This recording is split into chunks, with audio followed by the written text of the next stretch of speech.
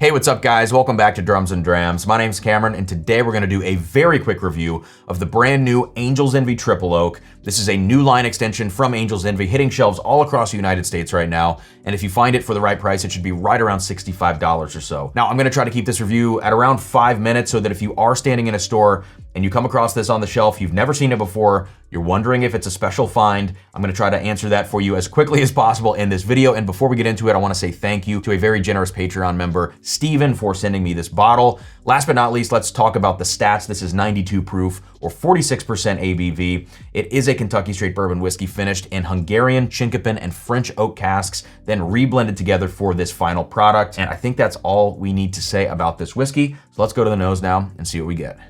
All right, so first impression on the nose is actually a pretty positive one, I would say. Usually with Angel's Envy, I don't know what to expect. I don't particularly like many of their products until you get into some of those really high-end cellar releases. But on the nose here, I get kind of this buttery top note, almost a maple syrup vibe to it as well. And those things kind of remind me a little bit of like a Green River or a Bardstown Bourbon Company distillate. For whatever reason, that's what I relate this buttery quality to. And I say buttery, I also mean a little bit of like a buttercream thing as well. Just below that, you get a kind of spice-driven caramel would be a good way of putting it, and it shows a little bit of youth there, but it's not like outlandishly youthful by any means. And then kind of at the base of the whiskey, I find some fruit notes hanging out in the background, a little bit of a peachiness, and almost like a blueberry note as well. Like there is kind of a darker fruit thing. It's very faint in the background, but I do think this has some layers to it that folks are gonna like, and I think first impression is a pretty good one on the nose. Let's go to the palate now. Cheers.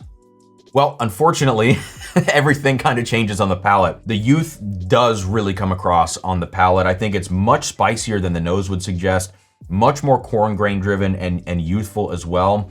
But there are still some positive attributes to this whiskey. I would just say that like overall, 65 bucks, this does feel like an overpriced whiskey. So if you are standing in the store right now, I think this is probably a pass on the shelf.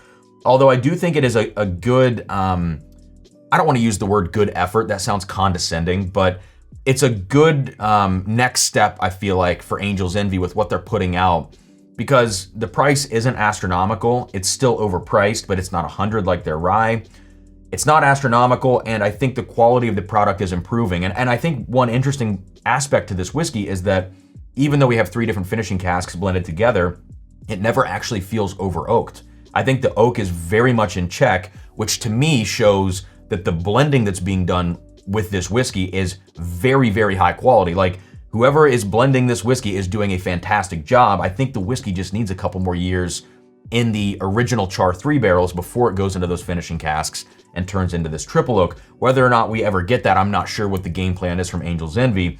But you know, the palate is significantly more underwhelming than the nose. I do still get that buttery quality, but I think it's overtaken by that spiced caramel, which then feels very grain driven on the palate. The maple syrup for me is still foundationally strong on the palate as well as it was, you know, on the nose.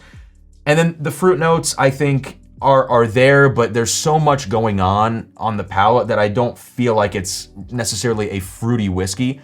That kind of just feels like an afterthought. So I'm gonna do one more sip and then we're gonna wrap this up.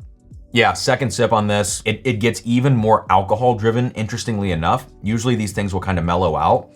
That second sip felt like pure ethanol on the front end. Then the flavor came later. So it's kind of falling apart for me.